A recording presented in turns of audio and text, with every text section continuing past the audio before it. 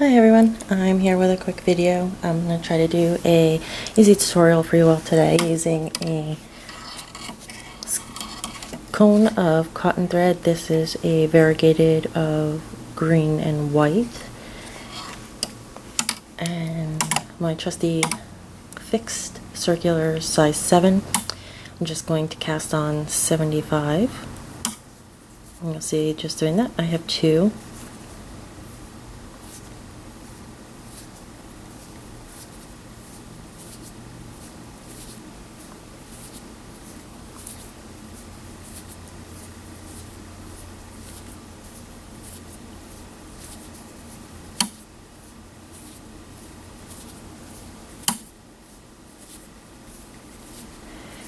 Okay, sorry I'm quiet, I was counting.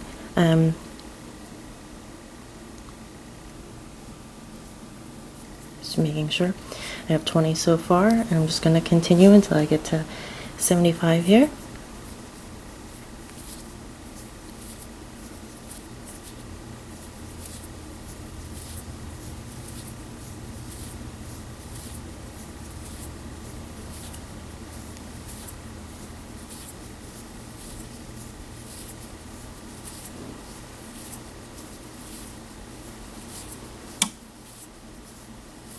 Okay, we're at 40 now, and this is going to be a dish towel, and I've already made one of these. I just did a simple knit one that I showed you, super simple, so I'm going to show you a cast on here.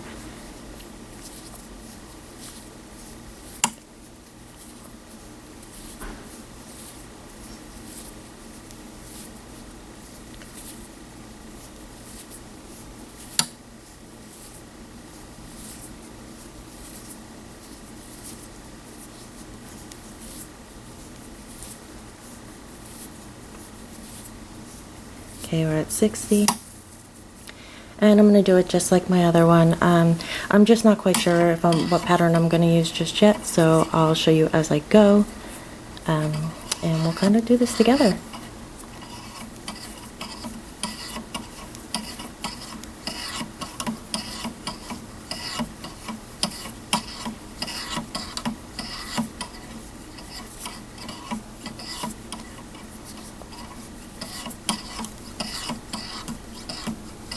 And that is 75.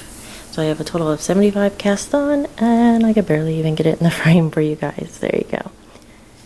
So I will be right back and as soon as I decide what pattern I want to do, and I will share this with you all. Okay everyone, I am back. I decided on a pattern for this dishcloth, and as you can see, there you go, you can see it is a rib pattern. It's actually called the treble track pattern. It's super simple. It's just 2 round repeat, and you're gonna just keep going and then turn, and then you reverse it, and you back and forth between the 2 rounds till the desired length. So I'm just going to show you a little bit and then tell you how the next round goes. So our first round would be knit 3, then purl 3. Okay, so you're going to do that all the way across for your first round, is knit 3, purl 3, and I am taking my stitches off here as we speak so I could show you the other. Okay, so after you do knit 3, purl 3 all the way across, then we are going to get to our end. We'll start the next row, and you will do the reverse of that. Here, let me fix this stitch here.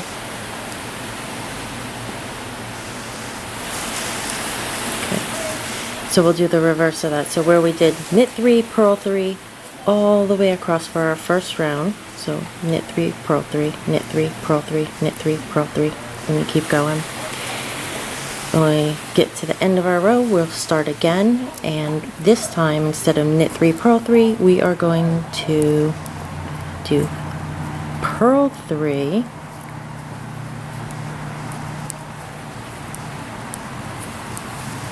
knit 3. And what that is going to do is keep our pattern continuous. So we will have the tracks, as it's called, going where there's the indents for your pearls, and then the braid-like section for your knits, and that will run the whole length of the dishcloth. So it'll kind of be striped, which I really like that pattern. So let's continue on with that. Is purl 3, knit 3, purl 3,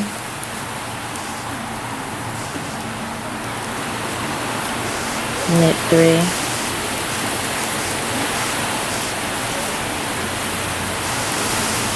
purl 3, knit 3,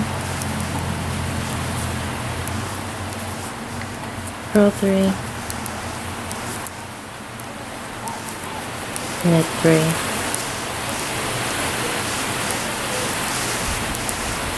purl 3,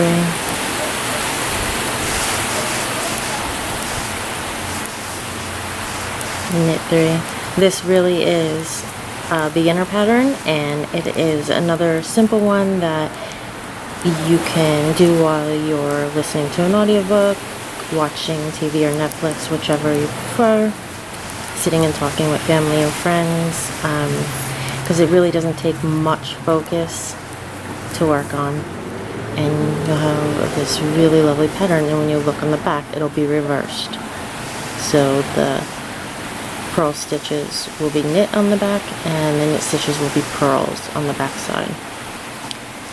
And like I do with all my dish towels, I let them go to roughly about 18 inches before I decide to just do a normal bind off for them. It doesn't have to be stretchy because it is just a towel. It's not trying to be, it's not like a sock where you have to like try to scooch it over your heel or anything. So it is an easy bind off, and there's plenty of tutorials online that show you how to do normal bind offs. But when we get to the end, I can show you how I do my bind offs again. But super easy, just finishing up our purl 3, knit 3,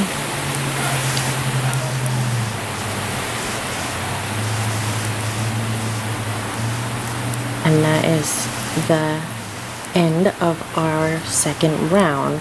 So all we have to do now is turn our work, and where we started with purl 3, knit 3, you see right here is our knit stitches. So we'll start with knit 3, purl 3, and continue back and forth until we get the dishcloth, dish towel the size that you'd like.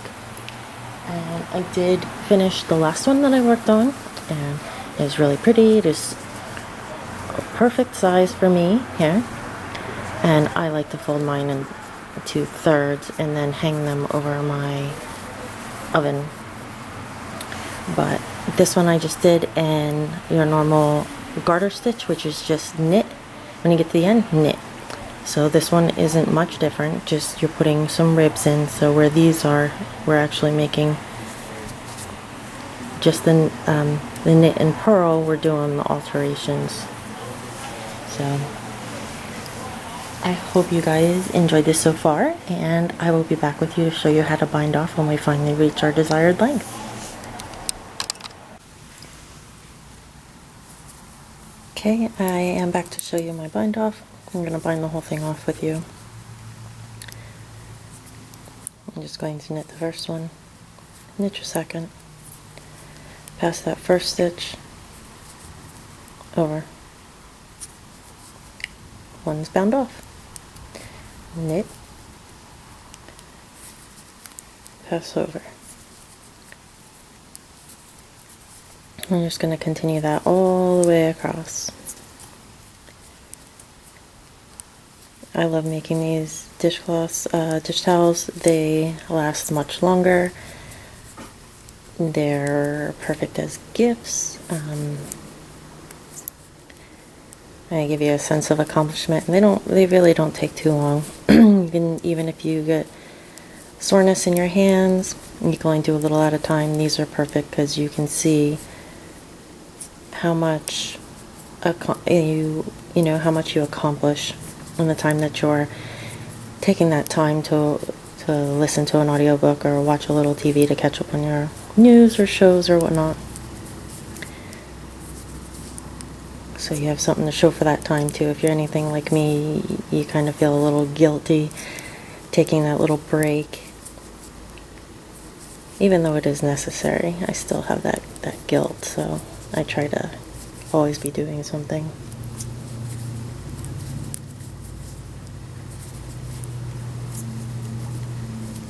So still continuing with the knit one, pass one over. And you can do these with any pattern that you like. I like changing my patterns up so they're not all the same, just to have a little diversity in them. And I love seeing how the variegated yarns come out. Different patterns with them. They look so different, even though you're using the same yarn.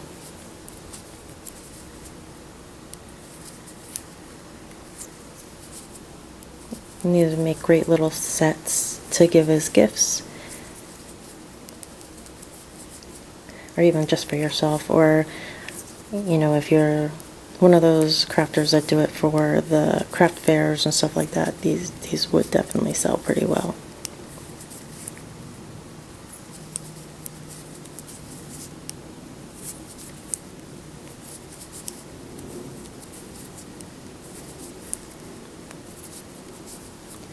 Now you can do just the regular knit bind off like I am doing, which would be just like your cast on, or you can also do the knitting 3 bind off, purl 3 bind off, so it stays more within the pattern. Well, personally, I'm just going to do the knit one because I like how it kind of stretches this pattern out some, and I'm going to show you the difference. And once you wash these, and this end is going to match the other end because you have done the just a regular cast on, and your first line of these is a knit row. So if your first line of these is a knit row, then you want to end with a knit bind off, because then the ends will match. When I'm done with this, you'll see that they don't quite match, but once you throw it in the wash and then a low cycle dryer, they will match, and it helps keep the pattern more consistent. Yeah, that's the word I was looking for, consistent. I'm about halfway there with our cast off, bind off. Let's see. Hopefully you guys are liking these tutorials that I've been sharing. I'm not sure how long I'll keep up with the tutorials. I'm not, not sure how much they are widely liked just yet, so kind of trial and error for the channel to see what you guys are more interested in that I do, that I could share with you.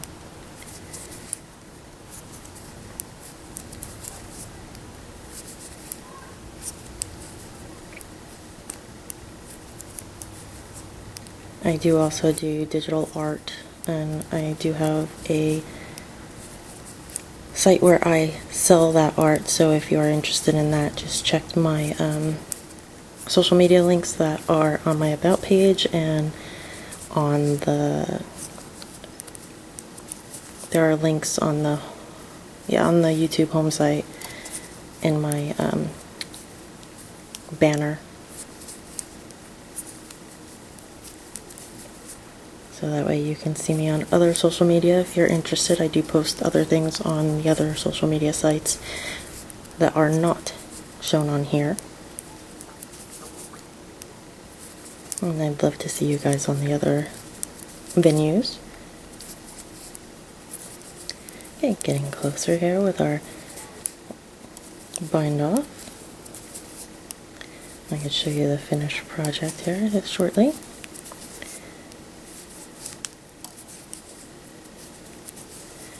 These are also great projects if you want to practice certain stitches to learn them and see how you like them for other projects. These are great smaller projects. So if you're like interested in making a sweater but you don't know what kind of pattern you're really into, this is a great way to figure it out. This and just making small washcloths or dishcloths.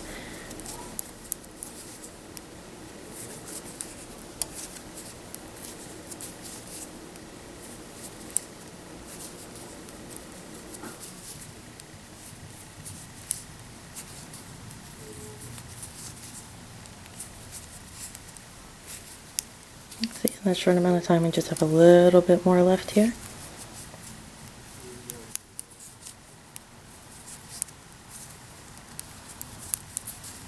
But you can see how, I mean, this is such a beginner project. It's great you can do this without even really kind of paying too much mind.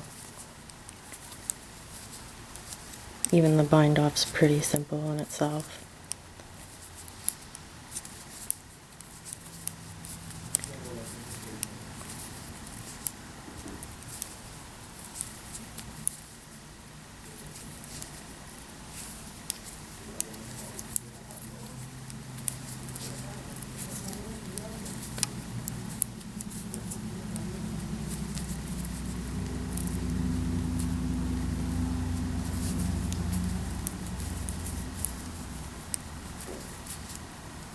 Okay, and our last one here.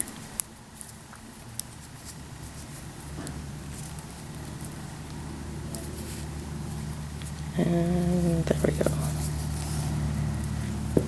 So now what I'll do is grab my scissors and leaving a tail that I could weave in. And pull this up here. And pull tight, and we are now fastened off. So, let's see.